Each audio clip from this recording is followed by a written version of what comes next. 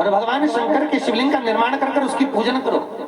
नारद जी के कहने पर भगवान शंकर के शिवलिंग का निर्माण किया गया और शंकर जी के शिवलिंग का निर्माण जब चंद्रदेव ने करा, भगवान शंकर की इतनी आराधना करी, स्वयं शिव प्रकट हो गए और शंकर भगवान प्रकट होकर बोलते हैं, ए चंद्र, तूने मेरी आराधना करी है, जा तेरा ये काया का रोग मिटेगा और मैं स्वयं यहाँ सोमनाथ के रूप में पूजा जाऊंगा। सोमेश्वर महादेव के रूप में भगवान शंकर वहां विराजमान हुए। बोल सोमनाथ भगवान की हर हर महा।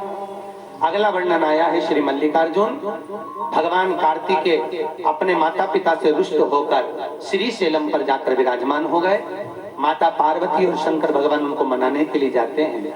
आज भी श्री सेलम में मल्लिकार्जुन में 2 ध्वजा लगती है, एक लाल एक सफेद। भगवान श्री सेलम में जाकर विराजमान हुए। भगवान मल्लिकार्जुन के रूप में विराजित है महाराज। वहां पर एक कुआं है मल्लिकार्जुन में, जिस कुएं में पूर्णिमा के दिन चंद्र का दर्शन उस कुएं के अंदर होता है। जिसकी आंखों का बहुत ज्यादा तकलीफ होती है तो उसको उस चंद्र का दर्शन करा देने से नेत्रों का रोग समाप्त हो जाए। वो मल्लिकार्जुन। बोले मल्लिकार्जुन भगवान की। अगला वर्णन करा है महाकाल। दूषण नाम के राक्षस ने ब्राह्मणों के बच्चों को निचोड़कर उनका रक्त पीना चालू करा। ब्राह्मण परेशान होकर शिव जी की आराधना करे। शंकर भगवान ने कहा ब्राह्मणों से, ये ऐसे मर नहीं सकता क्योंकि इसको वर है कि ये 84 रूप रख सकता है। यदि ये 84 रूप रखेगा तो मरेगा कैसे? और मैं रूप नहीं रख सकता क्योंकि मैं मृत्यु लोक का जन्म। एक काम कर, भगवान शिव ने अपनी बहन छिप्रिया को बुलाया। छिप्रिया को बुलाकर कहा, छिप्रिया, जैसे ही ये दूषण नाम का राक्षस 84 रूप रखे तो पानी के वेग में इसको धो देना, तो इसका रूप नहीं आ रहा। पर छिप्रिया ने आने में देरी कर दी। दूषण नाम के राक्षस ने 84 रूप रख लिए। भगवान शंकर ने अपनी बहन से कहा, बहन एक काम कर, मैं रूप नहीं रख सकता तो तू मेरे को 84 रूप में विभाजित कर दे। छिप्रिया ने शंकर भगवान को 84 रूप में विभाजित कर दिया। विभाजित करा, 84 महादेव के रूप में भगवान शंकर गए और दूषण नाम के राक्षस का संहार करा।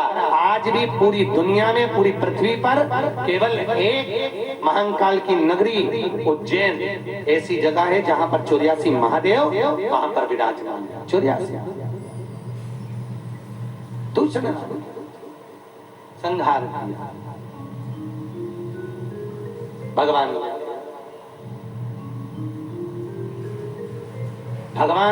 दूषण नाम के राक्षस का काल बनकर प्रकटे तो शिव जी का नाम महाकाल। अगला वर्णन आया, ओमकारेश्वर। बिंद नामक पर्वत में भगवान शिव की आराधना करी तो भगवान ओम के रूप में यहाँ पर विराजमान हुए। नर्मदा जी भी ओम के रूप में यहाँ पर आनंद कराती है। ऐसे ओमकार के रूप में भगवान यहाँ बैठते हैं। ओमकारेश्वर भगवान की। अगला वर्णन आया है श्री केदारनाथ। आपको बताया था पशुपति व्रत की कथा, उस समय पर केदारनाथ जी का वर्णन किया। नर और नारायण ने तप किया और उस तप की प्रबलता से भगवान शिव वहां पर आकर विराजमान।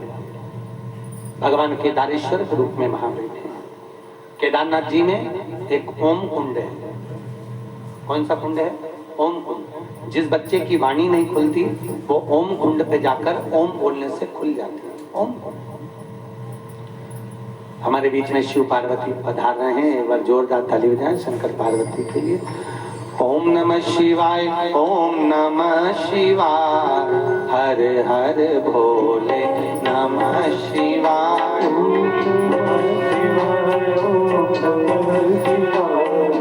हर हर भोले नमः शिवाय।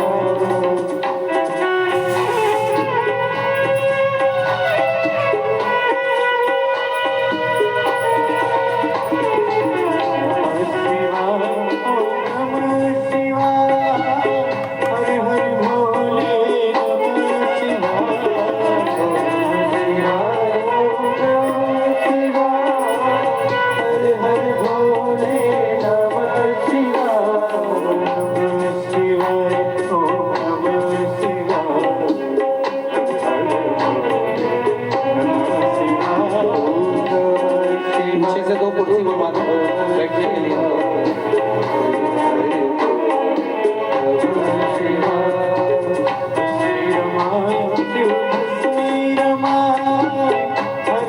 भोले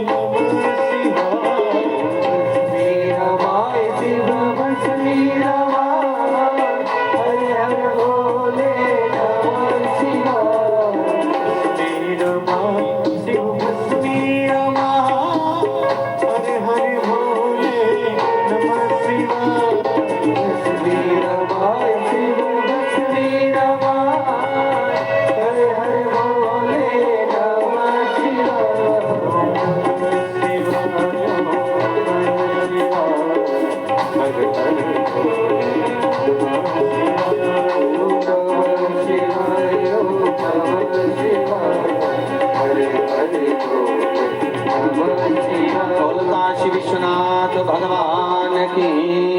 हर हर। भगवान केदारेश्वर के रूप में विराजमान हुए। अगला वर्णन आया है भीमाशंकर। कुंभकर्ण के धर्म पत्नी करकटी का पुत्र था भीम। उस भीम का संहार भगवान शिव ने करा, जिससे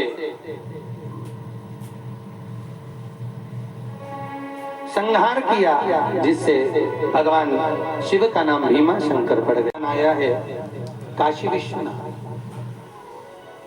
जब शनि महाराज का पांव टेढ़ा हो गया, भगवान देवऋषि नारद के कहने से शनि महाराज भगवान शिव की स्थापना करे, उनकी पूजन करे। मनु और शत्रुपा ने भी यहाँ आकर आराधना करी।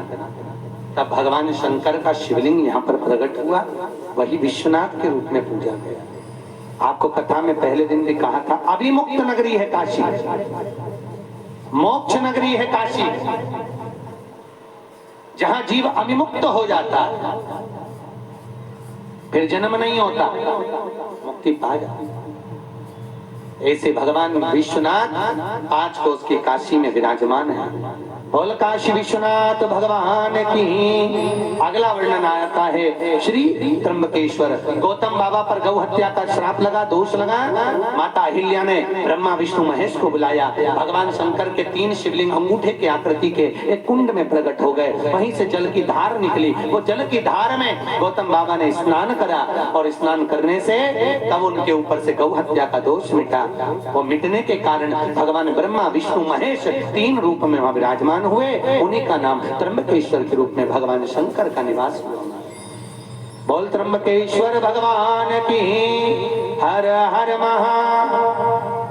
अगला वर्णन आता है श्री वेदनाथ महाराज। भगवान शंकर को रावण लेकर जा रहा था। लघु शंका लगने पर शिवलिंग को नीचे रखा, वहां से भगवान उठे नहीं।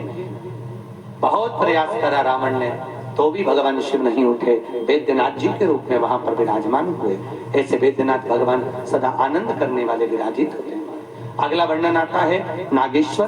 दारुक नाम के राक्षस का संहार करने के लिए भगवान स्वयं सर्प की आकृति में उत्पन्न होकर शिवलिंग रूप में आकर भगवान दारुक नाम के राक्षस का संहार करते हैं। वहीं पर भगवान नागेश्वर के रूप में विराजमान होते हैं। एक बार याद रखो, यदि जिंदगी में कभी भी आपकी 4 व्हीलर गाड़ी के नीचे, 2 व्हीलर गाड़ी के नीचे कोई जीव, कोई जंतु, कोई जानवर, कोई पक्षी, कोई पशु, कोई कीड़ा, कोई पतंगा यदि आया हो, तो नागेश्वर ज्योतिर्लिंग का नाम लेकर चांदी का नाग नागिन तांबे के कलश में रखकर शक्कर भरकर उसको रविवार के दिन अपने कमरे में रखो, सोमवार के दिन हाथ लगाकर शंकर के मंदिर में रखकर आ जाइए। जो दोष अपने से हुआ होता है वो दोष मिट जाता है। नागेश्वर ज्योतिर्लिंग का स्मरण करें। कौन से ज्योतिर्लिंग का? नागेश्वर। अगर आप लोग द्वारका गए होंगे तो द्वारका जाते हैं तो नागेश्वर ज्योतिर्लिंग यदि गए होंगे तो वहां सबसे ज्यादा अगर दान होता है तो नाग नागिन का ही होता है। वहां पर आपने देखा चांदी के नाग नागिन मिलते हैं, उसका दान करा नागेश्वर। भगवान नागेश्वर ज्योतिर्लिंग के रूप में विराजमान। रामेश्वर ज्योतिर्लिंग का जो वर्णन करा आपको कथा में कहा था, भगवान राम जी ने लंका पर चढ़ाई करने से पहले भगवान शिव की स्थापना करी, और स्थापना कराने वाला कोई दूसरा नहीं था, वो लंका का राजा रावण। भगवान रामेश्वर के रूप में विराजमान। एक रामेश्वर ज्योतिर्लिंग है, और रामेश्वर ज्योतिर्लिंग से थोड़े आगे जाके हनुमतेश्वर ज्योतिर्लिंग है। कौन सा ज्योतिर्लिंग है? हनुमतेश्वर। आपको मालूम होगा जब हनुमान जी से कहा गया था कि कोई ब्राह्मण ढूंढने जाओ, हनुमान जी मंदोदरी को बोलकर आ गए थे। हनुमान जी को भगवान राम ने कहा तो कोई ज्योतिर्लिंग लिया तो उसकी पूजन कर दो। हनुमान जी ज्योतिर्लिंग लेने चले गए, सीधे कैलाश शंकर भगवान के पास। भोलेनाथ जी ने पूछा काय को आया? हनुमान जी बोले तुम्हें लेने आए, राम जी ने बुलाया। भगवान शंकर बोले ठीक है। ज्योतिर्लिंग के रूप में शंकर भगवान हो गए। हनुमान जी ने हाथ में रख लिया, उड़ते उड़ते जैसे पहुंचे, जाकर देखा इतने में तो राम जी महाराज ने रामेश्वर ज्योतिर्लिंग की स्थापना कर दी। स्थापना कर दी तो हनुमान के हाथ में जो ज्योतिर्लिंग था स्वयं शिव थे। हनुमान की आंख में आंसू आ गए। भगवान राम से पूछा, प्रभु इस ज्योतिर्लिंग का शिव का मैं क्या करूंगा, शंकर भगवान के इस स्वरूप का मैं क्या करूंगा। राम जी ने कहा, चिंता मत कर हनुमान, रामेश्वर ज्योतिर्लिंग का दर्शन का पुण्य जब प्राप्त होगा जब तेरे द्वारा स्थापित यह हनुमतेश्वर ज्योतिर्लिंग का कोई दर्शन करेगा। इसलिए रामेश्वर में आज भी हनुमतेश्वर ज्योतिर्लिंग विराजमान। थोड़ी दूर पर अपन जाते हैं समुद्र के तट पर तो हनुमतेश्वर ज्योतिर्लिंग प्राप्त होगा, वहां का दर्शन विश्वनाथ भगवान रामेश्वर का दर्शन। अगला वर्णन आया है श्री कृष्णेश्वर। सुधर्म नाम के एक ब्राह्मण की 2 धर्म पत्नियां थी, सुदेहा और घोषमा। महाराज सुदेहा के यहाँ संतान नहीं थी और घोषमा के यहाँ संतान हो गई थी। ओम नमः शिवाय, ओम नमः शिवाय, हर हर बोले नमः शिवाय।